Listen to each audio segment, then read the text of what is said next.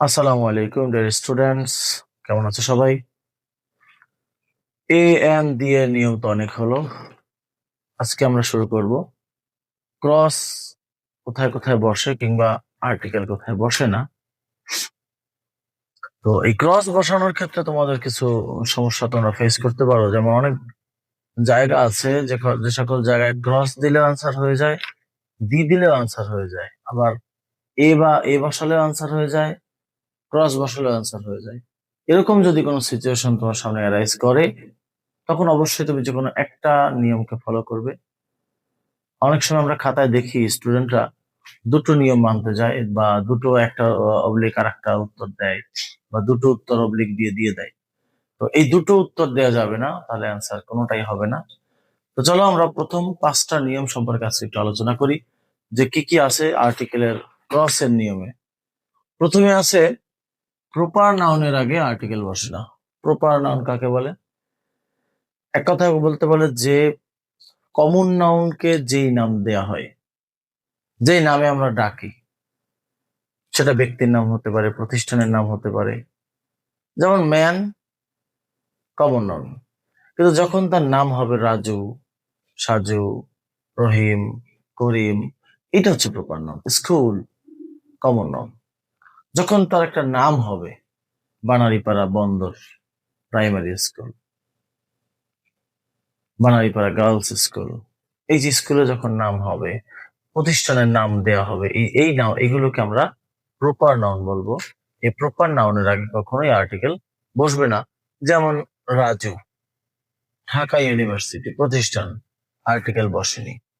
2 নম্বরে আমাদের কাছে যানবাহনের নামের আগে বাই থাকলে মাঝে আর্টিকেল বসে না। এই যানবাহন বাহন এই বিষয়টা নিয়ে কিন্তু আমাদের প্রিপজিশনগত আর্টিকেলগত কিছু ধোঁয়াশা কাজ করে। যেমন যানবাহন আগে কখনো বাই বসে, কখনো ইন বসে, কখনো অন বসে। ইন এবং অন যখন বসে তখন তার মাঝে আর্টিকেল বসে। এখন প্রশ্ন হচ্ছে ইন বা অন কখন বসে? যে যানবাহন গুলোয় তুমি বসে থাকবে, স্টিল থাকবে, নাড়াচাড়া করতে পারবে না, সেটার আগে ইন বসে। In a car, in the car. গাড়ির মধ্যে থেকে আমরা নড়াচড়া করতে পারি না।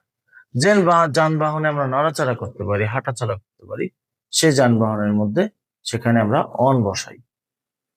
আর বাই বসে বাহনটাকে বোঝানো, ইনডেফিনিট যানবাহনকে প্রকাশ করলে।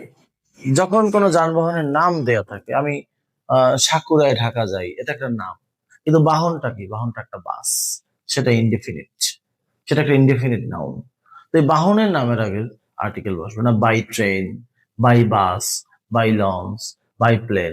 এই বাই এবং বাহনের নাম যখন থাকবে, মাঝে আমরা কোনো আর্টিকেল বসাবো না। যেমন I am going to Dhaka by train, আমি ট্রেনে চড়ে ঢাকা যাচ্ছি। এই বাই পরে আমরা ক্রস বসিয়েছি, কোনো আর্টিকেল বসেনি। 3 নম্বর আছে ম্যাটেরিয়াল নাউন এবং অ্যাবস্ট্রাক্ট নাউনের আগে আর্টিকেল বসে না। আমরা জানি ম্যাটেরিয়াল নাউন হচ্ছে সেই নাউনগুলো, যে নাউনগুলো গণনা করা যায় না, যার ওজন বা পরিমাপ করা যায়, তার আগে কোনো আর্টিকেল বসে না।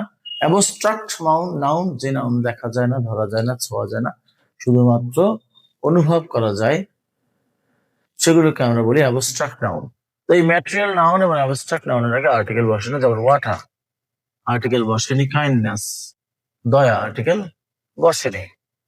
4 নম্বরে আমাদের আছে কাউন্টেবল নাউন যদি প্লুরাল হয় তবে আর্টিকেল বসে না। কাউন্টেবল নাউন, আনকাউন্টেবল নাউন, যা গণনা করা যায় তা কাউন্টেবল, যা গণনা করা যায় না তা আনকাউন্টেবল। এবং এই কাউন্টেবল নাউন কিন্তু আরো একভাবে প্রকাশ করা যায়, সেটা হচ্ছে কমন নাউন আকারে। তো যেমন যদি কাউয়ের আগে সাথে এস থাকে, কাউস, আর্টিকেল হবে না। যদি কাউয়ের আগে সাথে এস না থাকতো, তাহলে দি কাউ হতে পারত, দি রোজ হতো। মানে এটা কিন্তু আসলে কমন নাউন। কিন্তু যখনই সে এস যোগ হয়ে গেছে, তখনই সে কাউন্টেবল অনুযায়ী প্লুরাল হয়ে গেছে। এর আগে আর্টিকেল বসবে না, প্লুরাল নাউনের আগে আর্টিকেল বসে না। আজকের দিনে সর্বশেষ নিয়ম, 5 নম্বর নিয়মে আছে, দেখো, শূন্যস্থানের আগে যদি পজেসিভ প্রোনাউন থাকে।